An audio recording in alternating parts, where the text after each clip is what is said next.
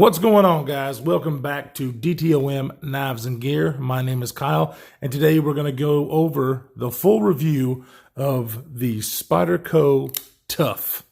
Stay tuned. Welcome back, everybody. All right, today, full review time for this beauty, the Spyderco Tuff. Before we get started, I want to do another shout out and thank you to my buddy Bearded Gear. Jake is a wonderful guy. He has sent me this knife to review, and if you haven't checked out his channel, you need to stop the video right now. Go over to his channel and subscribe and check his stuff out. He is an awesome guy, awesome reviewer. He does a lot of reviews out on the trail, so they're really fun to watch. He has a great sense of humor. If you'll notice this sticker right here, it says, Bearded Gear, holes versus studs.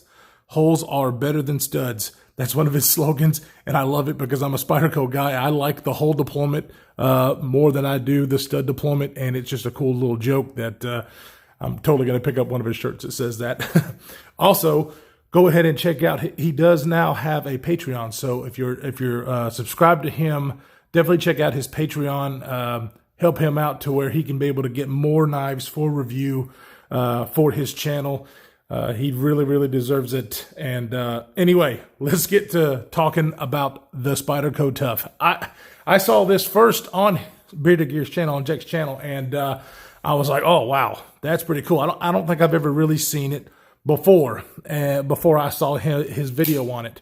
And I am a Spyderco fan, and when I saw this, I was like, wow, now that's different. And it is. It's a very different style of knife. You don't see this particular kind of style very often, and I like different stuff. That's just who I am. So, not that I don't enjoy the plain Jane. I do. I enjoy a plain Jane regular carry EDC, but I also like the kind of the over top. And this is an Ed Shemp design, and if you know anything about Ed Shemp, he does like to push the envelope as far as design.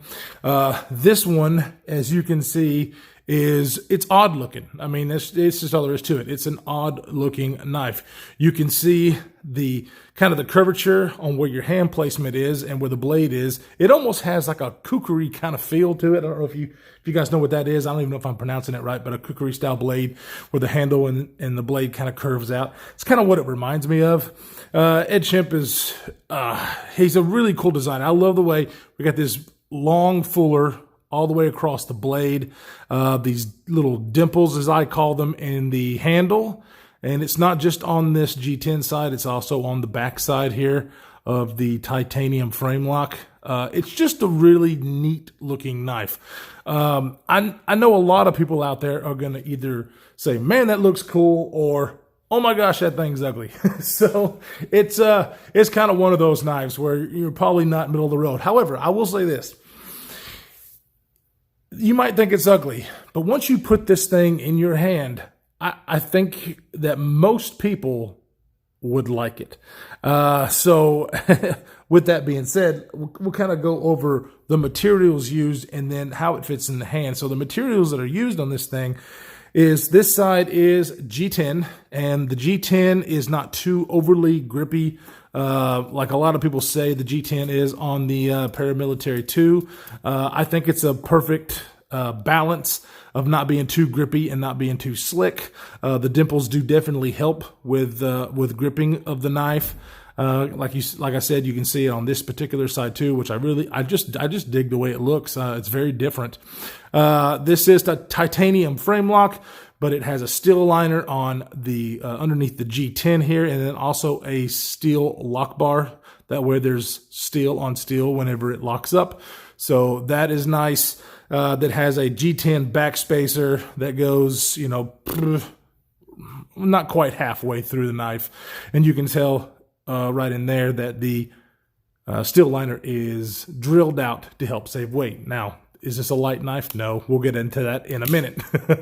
But one of the main features of this knife, and as far as materials go, this blade is in CPM 3V. This is the first knife that I've handled and actually got to cut with CPM 3V steel.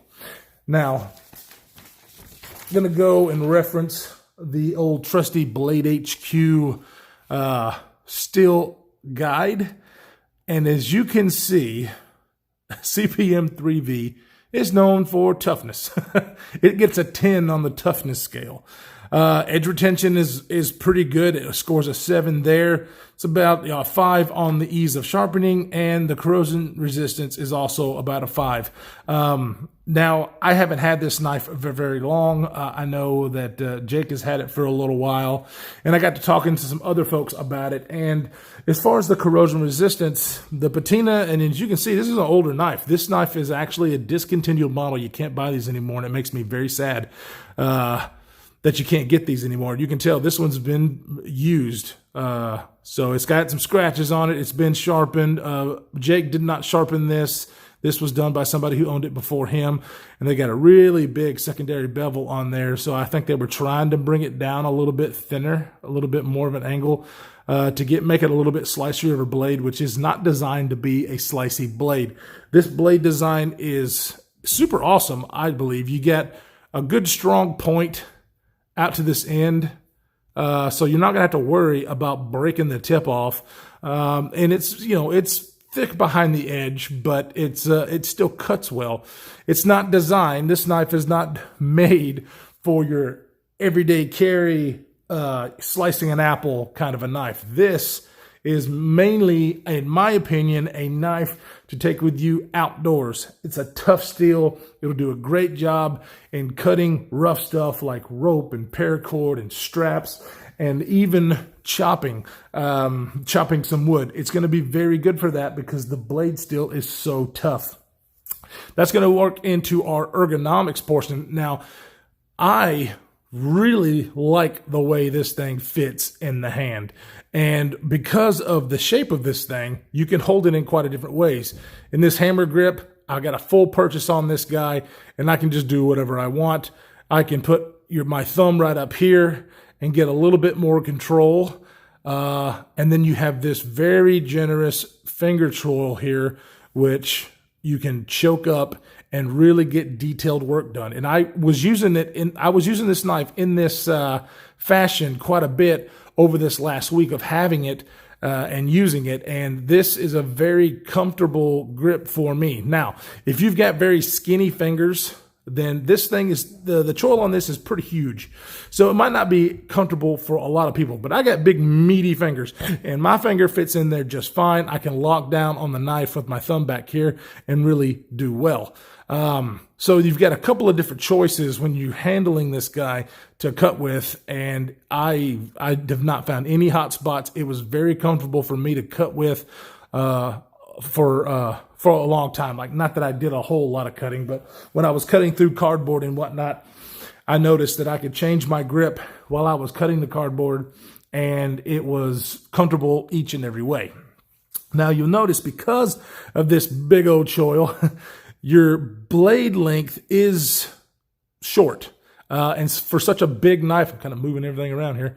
For such a big knife, I'm okay with that, and then I'm not. You know, I think the finger choil could have been shortened up a little bit to give us a little bit more blade length for as large as this knife is. Just since we're talking about that, it is an overall length of 8.84 inches. The blade length is 3.75, but the cutting edge is right at 3 inches. So really not a lot of blade length or cutting edge with a knife that's this big. 3 inches is, in my opinion, a great for EDC carry. You know, I mean, a lot of people in other states that or don't like freedom won't let you carry something over 3 inches. But I think 3 inches is good for an EDC knife. This one is definitely not made for EDC. It's made for a lot more beefier work. It's an overbuilt knife. And that's the only thing I can really say is I wish that this finger choil came back just a little bit more, give us a little bit more cutting edge, and then that would be perfect. As far as the blade thickness, it's about 160 thousandths. So you have a big old chunk of CPM 3V. And for this knife, it fits just fine. It's not meant to slice apples. It's meant for hard use work. So this big beefy blade is perfect on this knife for those kind of things. So, you know, the drop point flat grind design, you can cut with this thing. It's a knife, it cuts, and it does cut well. But because of the thinness behind the edge, it's not going to be your slicer. But with back here, you can hold the knife back here, get a good grip, and do some chopping with this. And with that steel, it's going to be great. It really is. Really hard cuts. I actually did. I mean, this edge is pretty good. It's not like a razor beam, like I said, a laser beam. But heck, I put it on a magazine and just went and just pounded down, and it cut all the way through a 1/4 inch thick magazine, like nothing. So it will definitely do the job. One thing I also wanted to mention: look at this. This pivot here. I really like this pivot because it's something different from Spyderco that you just don't see a whole lot. So I do like that. And as far as this lock bar, look at the lock bar on this titanium frame lock, how short it is. Let's see. Oh my goodness, I'm moving my camera around. Excuse me, guys. As far as my titanium frame locks, I don't have many in front of me. I apologize for that. But if you can see on this guy, this is the Tucson T16. But you can see, for the most part, a lot of titanium frame locks have their cutout for the frame lock to be way back here. This is normal. And this guy is really short. Now, whenever this thing was first introduced, which had been a while back, a lot of people were complaining about the tension to be able to get this thing closed. But, this one has been in a few people's hands, and it's worked in where it is, not bad at all. It's a matter of fact, it's about perfect for what I like in a titanium frame lock, getting the lock bar out of the way. Speaking of that, the action on this guy is stellar. I like a tougher detent. This thing's got a tougher detent. Whenever I've Spidey flicked this, I love that sound. That sound it. Sorry about that, guys. Don't know why, but the phone just kind of went kapoop. So anyway, we're going back to the action. The sound this thing makes, oh, I love it. It is such a great detent. You can Spidey flick it with your thumb. I've even heard of a lot of people using the fuller itself to kind of get the blade out there. I'm kind of weird. I don't know if I can do that, but definitely you can pinch it open and roll like that if you want to. But I like fidgety knives, and this one is, the action so smooth that it's not like a fall shut, but it's just a smooth action that whenever I'm closing it, and then you can hear the detent, really works well. The reason it works well is because this is on phosphor bronze washers, which for a working knife is exactly what you want, exactly what I want, and it works really good. So let's go ahead and do some size comparisons. We're going to do the usual Spyderco sandwich. There it is against the Spyderco PM2. Here it is against the Spyderco Pair 3. So as you can see, it is a big guy. Okay, it's a big knife. So don't be thinking that this is going to be your everyday carry blade, because most people are not going to think that it is. Here it is against your regular size Griptilian. So it it definitely makes the Griptilian look really small. Another big knife that I have from Spyderco is the Amalgam. And as you can see, the Amalgam is about the same size. Obviously, you have the curved handle here and the straight handle here. So if you're familiar with the Amalgam, then it's pretty close to that. The only other really big knife that I would like to compare this to is the Manix 2XL. Both of these knives are made for work. I would use this one a lot more than I would use my Manix 2XL, simply because of the 3V steel. I think is excellent. This is the first knife I've ever used in 3V steel, and I know that Strider has used them on some of their knives, but you just don't see 3V a whole lot. I think Benchmade's got one out. I think not the bug out, but maybe the bailout. I can't remember.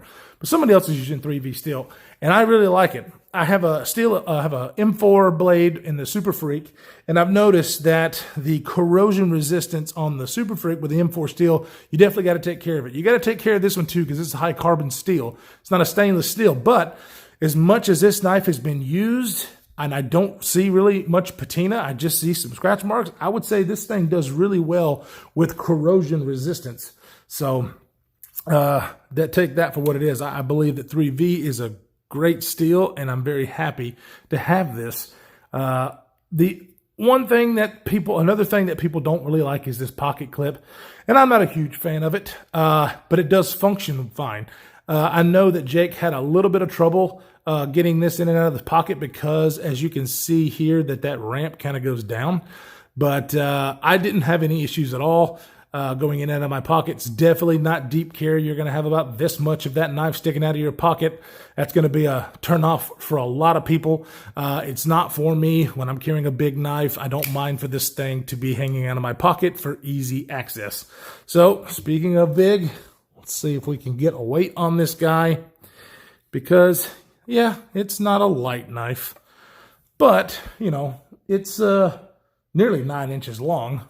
So 6.3 ounces. So the guys who count ounces probably not going to like it.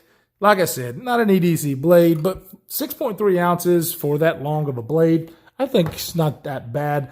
It's definitely not going to be something that you're not going to feel in your pocket. However, it does carry quite well. As you can see, when putting straight in front of you, the knife kind of curves away when you're putting in your pocket, so you can get your hand in there, and you can put other stuff in there if you would like. I usually only carry a folding knife and my little EDC flashlight in my right pocket, and I'm able to get my hand in there and grab that no problem. I don't have any issues getting my hand in there and with the blade shaping where the pocket clip is. As far as the philosophy of use for this knife, I believe it's an outdoor knife. Taking it camping, taking it out on the trail. It's such a tough steel, and just the way this handle shape is, I mean, you can really chop with this guy, and it's going to perform well in that aspect. So I really, really think that this one is going to be a part of my collection. Just kind of a spoiler alert, Jake has offered me to see if I want to buy this thing, and I'm going to buy it. So this is going to be in my permanent collection. He is a super great guy, and he offered this to me. I really couldn't say no. I like this thing that much. I know not everybody is going to fall in love with this thing, but I'm telling you, if you get this in your hand, I think your feelings would be different. Just because of the hand placement that you can have on this thing to do so much with it. I really, really enjoy it. Guys, this is my review of the Spyderco Tuff. It is named perfectly because it is one tough knife. Used for all sorts of different things, but I mean, it lives up to that name. It is tough. I like it. They picked the perfect steel to go on this knife, and I am super excited to have this in my collection. Thank you, Jake, so much for sending this guy. I wasn't expecting him to offer to sell this, but when he did, I was overjoyed because I really, really like it. And so anyways, guys, remember, go check out Bearded Gear.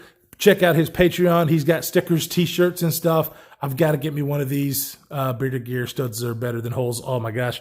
Or, oh, my God, I said it backwards. Holes are better than studs.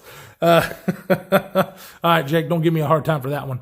But anyway, guys, I really appreciate you stopping by and checking this knife out with me. Really thankful for all the guys who really supported me. Jake from Bearded Gear, Big Bore Knife and Gear, Metal Complex, Slicey Dicey, all those guys. Go check them out. And if you like this kind of stuff, hit that like button. If you want to see more, hit the subscribe button and the notification bell. I've got a lot more to come. I've got some knives on the way that I'm really excited about to show you guys. And we will see you in the next one.